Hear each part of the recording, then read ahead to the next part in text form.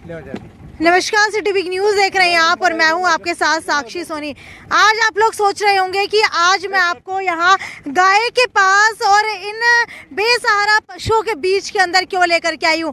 मेरे पीछे यहां पर लाने का मकसद जो है बेहद ही खास है, क्योंकि अक्सर आपने सुना होगा कि कुछ लोग दान पुण्य करते हैं, वो अपनी मर्जी से करते हैं, अपना जितना भी कारोबार का प्रॉफिट होता है उसे कहीं ना कहीं देने के लिए, लगाने के लिए दान पुण्य किया जाता है। लेकिन क्या आपने कभी किसी ऐसे इंसान के बारे में सुना है जिसने अपना दान पुण्य करने के लिए, सिर्फ अपने दान की आदत को बरकरार रखने के लिए अपना घर बेच दिया हो, अपनी पत्नी और बच्चों का त्याग कर दिया हो और अब जो है उस इंसान को खुद को बेचने तक की नौबत आन पड़ी है। जी हाँ, ये जो आप लोग यहाँ पर बेसहारा पशु देख पा रहे हैं, ये पशुओं को आज चारा खिलाने के लिए वही इंसान हमें यहाँ पर नजर आया जिनके बारे में काफी समय से सुना था कि इस व्यक्ति ने जो है अपना सब कुछ दांव पर लगा दिया और आज ये इतना कंगाल हो चुका है कि इसे खुद को बेचने की नौबत आन पड़ी है। ये सभी बेसहारा पशु आज जो आप यहाँ पर देख पा रहे हैं, इनको आज यहाँ पर चारा डालने के लिए खुद की सब कुछ बेच करके ये व्यक्ति जो है यहाँ पर पहुंचा है और आदत से अपनी इतनी लाचार है कि अपना घर तक लॉकडाउन के अंदर बेच दिया। आपको बता देते, नोटबंदी के दौरान जो है लगभग लोगों को जो है चाय तक नसीब नहीं हुआ करती थी। उस दौरान इस व्यक्ति ने अपना मकान बेच करके और चाय का ठेला लगाया, जहां पर जितने भी लोग लाइन में लगे रहते थे उनको चाय पीने को मिलती थी। और इसके अलावा यहीं पर सब कुछ समाप्त नहीं होता, बल्कि इनकी आदत जो है दान पुण्य करने की इतनी खतरनाक है कि इनके दान पुण्य से जहां इनकी पत्नी पहले बढ़ चढ़ के भाग लिया करती थी, आज वो पत्नी जो है इनका साथ छोड़ करके जा चुकी है।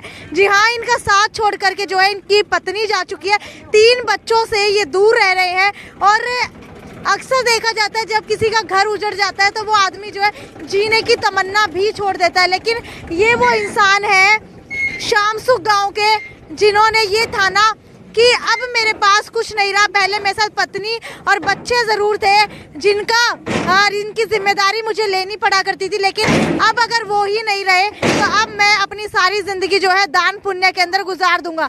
तो सुभाष जी इस वक्त मेरे साथ मौजूद है, इनसे जानने की कोशिश कर लेते हैं। लेकिन सबसे पहले जो लोग यहाँ पर हैं उनसे जानते हैं। मुझे ये बताइए, सुभाष जी को कब से जानते हैं और इनकी दान पुण्य करने की आदत जो है आपको क्या लगता है कितनी खतरनाक है?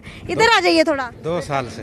2 साल से? हाँ जी। अच्छा, कहाँ कहाँ दान पुण्य करते हैं आपने इनको देखा है? पड़ाव में जी, पड़ाव चौक। इधर आ जाइए। और भी कई जगह देखा है जी। अच्छा, हाँ जी। आप बताइए, इनकी दान पुण्य करने की वजह से इनकी पत्नी इन्हें छोड़ करके चली गई, घर मकान बेचना पड़ गया, बच्चे अलग हो गए हैं और क्या लगता है आगे आने वाले समय के अंदर क्या इनको खुद को भी बेचना पड़ सकता है? शायद, क्योंकि ये शुरू से ही, बचपन से ही देश सेवा में लगे हुए हैं। ऐसे इंसानियत बैंक की तरफ से सभी गरीबों की सेवा करते हैं, कहीं भंडारा लगाते हैं, कहीं चाय प्रोग्राम करवाते हैं, कहीं गाय वगैरह को चारा खिलाते हैं। तो ये क्यों करते हैं ये सब? ये अपने, इसके पास तो कुछ रहा नहीं, इसलिए ये सोच रहा है मेरी तरह कोई बर्बाद ना हो, गरीब आदमी दुखी ना मिले को।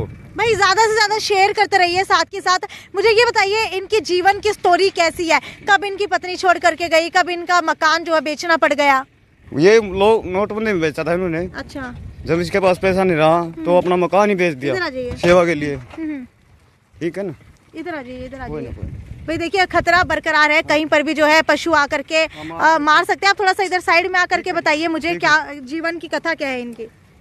इनका जीवन की कथा यही है जी, वो बच्चे चले गए इसके छोड़ के, फिर अपने बच्चों से मिलना भी नहीं होता है? नहीं मिलना होता। तो इनकी पत्नी ने दूसरी शादी कर ली है या फिर कैसे रह रही है वो? अपने घर है वैसे ही, ऐसे ही बच्चे साथ हैं इसके यहाँ। अच्छा, तो यहाँ अपने बच्चों से मिलने के लिए नहीं जाते हैं ये? जाते हैं घर पे। अच्छा, कभी कभी उनका फीस वगैरह भी देते हैं, सब पढ़ाई भी लिखाई खर्चा करते हैं। अच्छा, पहले जो है इनकी पत्नी इनके कामों में बढ़ चढ़ के भाग लिया करती थी, तो ऐसा क्या हुआ कि उसको छोड़ना पड़ गया? पता नहीं, अचानक क्या मूड में आई उसके।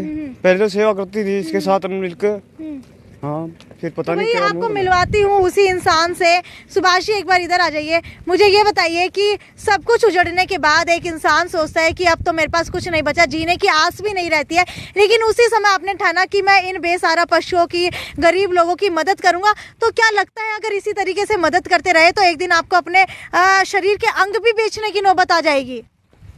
नहीं, इनके सारे सुबह मन करता है कि उठें, हिम्मत देते हैं। मान लीजिए जो बेसहारा है या जो भी है, तो ये इनके नाम से उठते हैं कि मान लीजिए इनके लिए कुछ करना है, उठना है।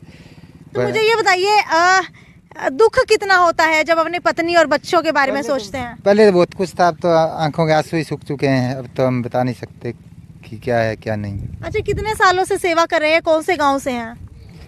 मेरा गांव तो कई है जी, चौबारा रहा हूँ, 25 साल वहाँ अच्छी सेवा की है। बुन्ना में 5 साल सेवा दे चुके हूँ, मैं खुला दरबार ला चुके हूँ।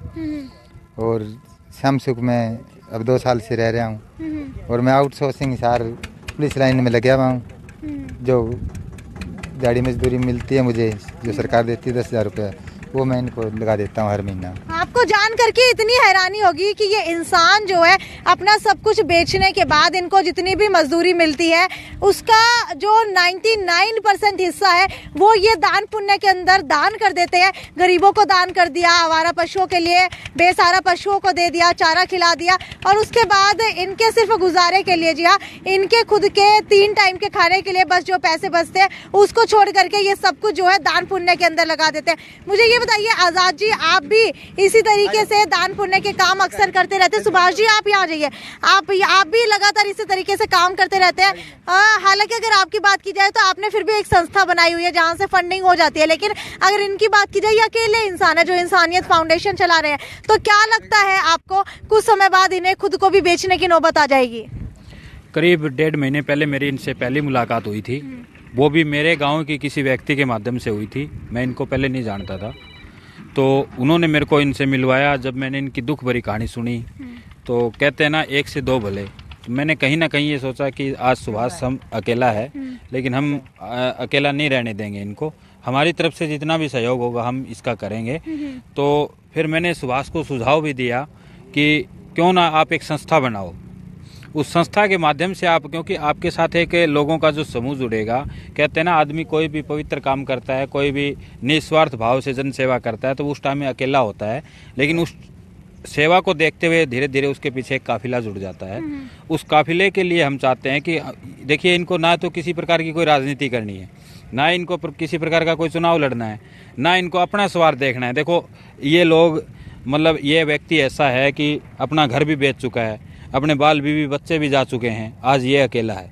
दिन में 100 रुपये कमाता है, 10 में इसका पेट भर गया, 90 रुपये ये डोनेशन में दे देता है। तो इससे बड़ा और परमार्थ क्या होगा? जो आदमी मतलब दिन भर भागता है और उसमें अपना पेट भरने के बाद जो बच गया उसको दान सेवा में हमारी खबर दिखाने का सिर्फ मकसद यही है कि आप लोग भी इनके साथ जुड़िए, इनकी मदद कीजिए। और अगर आप लोग भी दान पुण्य के अंदर विश्वास रखते हैं तो इनके इंसानियत फाउंडेशन के साथ आप जुड़ सकते हैं। आने की ज़रूरत नहीं है, आप लोग सिर्फ जो है इन्हें समर्थन दे सकते हैं कि भाई आप, हम लोग आपके साथ हैं। मुझे ये बताइए, अगर किसी को इनके साथ जुड़ना हो तो कैसे जुड़ सकते हैं? मैं यही कहता हूँ, जो साथी एक अपने अंदर थोड़ी सी भी उसके अंदर दिल के अंदर एक लालसा है समाज सेवा करने की, तो वो जुड़िए।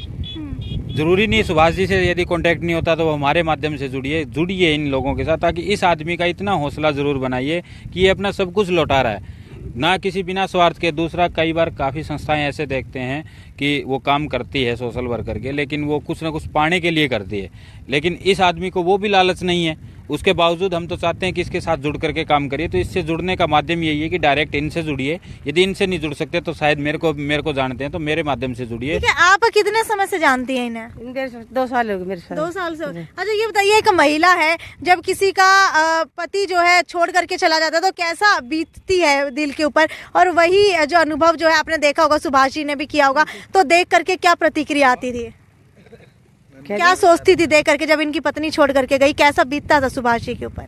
बहुत दुख आता था। फिर मैं मैं चाय की रेडी खो रखी है वो बरवाड़ा पास पे। मैं फिर आया, मैं 2 साल से मेरे पास मैं करने लगा, फिर वो मतलब को नहीं है।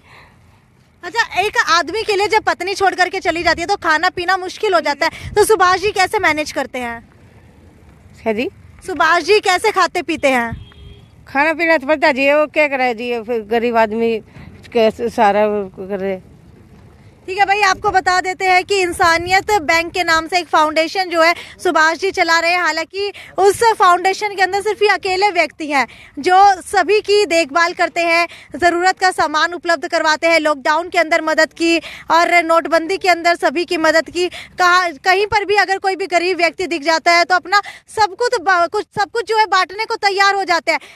पिछली बार जब मैं इनसे मिली थी ये कंबल बांटते हुए मुझे दिखाई दिए थे और आप लोग जान करके हैरान होंगे कि कंबल तो बांट ही रहे थे, साथ में कुछ गरीब लोगों ने आकर के इनसे कहा कि हमें पैसे दे दीजिए।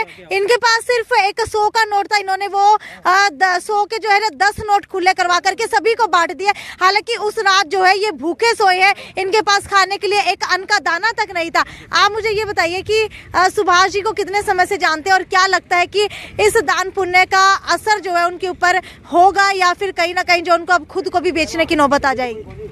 ऐसा है जी, ये तो बचपन से लगा हुआ है इस काम में और मैंने इसकी देखी, अखबार के अंदर फोटो भी देखी है। ये जो भी इसने दान पुण्य कराना है बचपन से लगा हुआ है इसमें।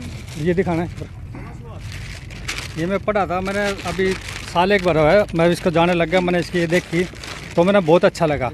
मैं तो चाहता हूँ कि हर इंसान इसी तरह करने लग जाए, अपने देश के अंदर कोई भूखा नहीं सोएगा।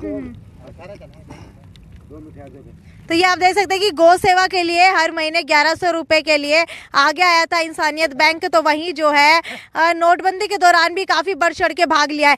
खैर आगे भी आपको इसी तरीके से अपडेट देती रहूँगी, दिखाती रहूँगी आपके समाज के अंदर किस किस तरीके के लोग हैं, क्योंकि कुछ लोग ऐसे हैं जो सिर्फ अपने बारे में सोचते हैं और कुछ लोग ऐसे हैं जो खुद को भुला करके दूसरों के बारे में सोचते हैं। तो आप लोग भी 1% ज़रूर अपने मन के अंदर ये भाव रखिए, श्रद्धा का भाव रखिए और लोगों की मदद का भाव रखिए, क्योंकि कहा जाता है कि जितना हम देते हैं भगवान उससे कई गुना ज़्यादा हमें देता है। तो आप इंसानियत बैंक के नाम से इनकी फाउंडेशन है उसके साथ जुड़ सकते हैं। यूट्यूब के ऊपर आपको इंसानियत बैंक मिल जाएगा। और सुभाष जी कहाँ गए? सुभाष जी एक बार अपना नंबर बता दीजिए। 97 299 55 034। ठीक है, आप लोग इस नंबर के ऊपर कांटेक्ट कर सकते हैं इनसे और इनके साथ जुड़ सकते हैं। खैर आगे भी आपको इसी तरीके से आपके शहर की सारी अपडेट्स दिखाती रहूंगी, क्या जो है आपके शहर के अंदर चल रहा है। एक बार ये नंबर दिखा दीजिए, 9729955034। अकाउंट नंबर भी है, IFSC कोड भी। अगर कोई मदद करना चाहता है तो आप इनके ज़रिए मदद कर सकते हैं। खैर आगे भी आपको इसी तरीके से दिखाते रहेंगे। खैर आपको क्या लगता है कि ये इंसान जो है कुछ भविष्य के अंदर बड़ा कर पाएगा या फिर ये खुद जो है लुट करके रह जाएगा? जो भी आपकी राय है नीचे कमेंट सेक्शन के अंदर ज़रूर बताइए। ये थी साक्षी सोनी की रिपोर्ट। नमस्कार।